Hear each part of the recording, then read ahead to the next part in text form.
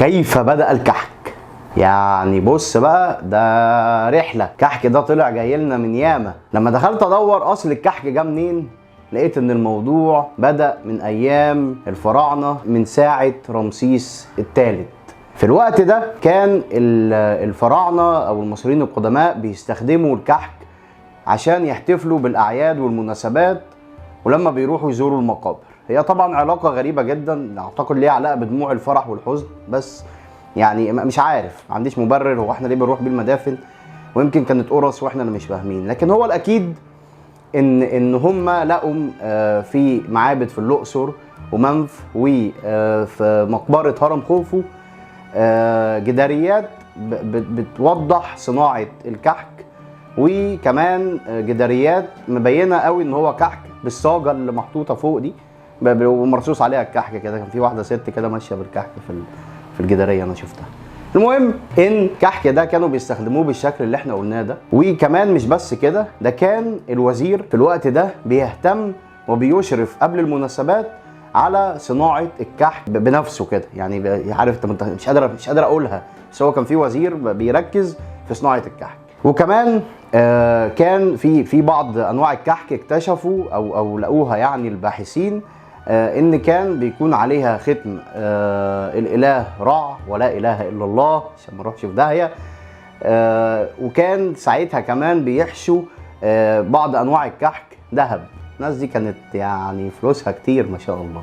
المهم من ساعتها بقى فضل الكحك مكمل معانا من العصر الفراعنه، راح العصر اليوناني وبعديها الروماني وبعديها البيزنطي لحد ما وصلنا للعصر العباسي. ودخل يعني شوف بقى في النص دخل الاسلام والكحك مكمل، فاهم؟ يعني مصر قديمه قوي في موضوع الكحك ده. تفتكروا ده ليه علاقه بالكحك اللي كان موجود؟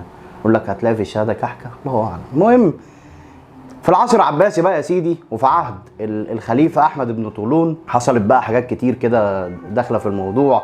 ظهرت الدوله الطولونيه وفصل عن العباسيه، يعني ممكن اللي بيحب تاريخ يروح يقرا الموضوع ده. المهم ان هو ساعتها الخليفه احمد بن طولون بدا يخصص وقت معين وتجهيزات لصناعه الكحك قبل الاعياد والمناسبات، وكان من ضمنها طبعا عيد الفطر. ومن هنا ده اللي مثبت تاريخيا جدا ان الكحك ليه علاقه بعيد الفطر والاحتفال بيه. وساعتها عملوا اسطمبات ورسومات يتشكل بيها عجينه الكحك. من الدولة الطولونية للإخشيدية تحديدا بدأوا يهتموا بالكحك في وقت عيد الفطر. ومن هنا رحنا للعصر الفاطمي. كان الخليفة الفاطمي قبل كل عيد بيخصص 20,000 دينار لإنتاج الكحك، وكانت بتتفرغ كل مخابز البلد لصناعة الكحك من نص رجب لحد العيد. 2.5 بيعملوا كحك، وبعدين يقولوا لنا جبتوا الكحكه منين. المهم بعد كده الموضوع كبر، وطبعا الكحك بدا ياخد وضعه. الراجل بقى داخل في 8000 سنه الكحك ده. ايه اللي حصل بقى؟ عملوا دار اسمها دار الفطنه، ودي كانت دار مخصصه لانتاج الكحك بس، ما بتعملش اي حاجه تانية غير كده. ده كان في العصر الفاطمي.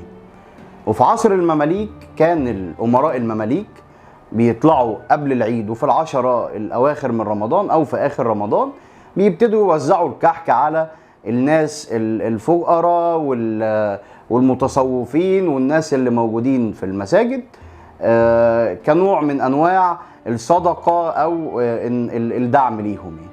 ومن ساعتها والكحك مكمل معانا بانواعه واشكاله لحد ما وصلنا للكحك اللي احنا عايشين معاه دلوقتي بكل الانواع وكل الاطعمه.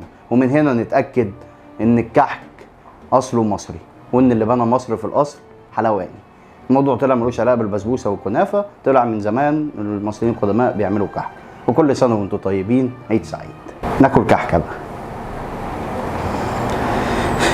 اللي بنى مصر كان في الاصل كحكاني.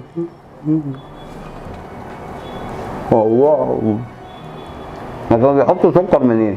كانوا بيعملوا لهم طرافيس ازاي؟ او مطحون اصلا. هو صحيح السكر كانوا بيعملوه ازاي ايام الفراعنه؟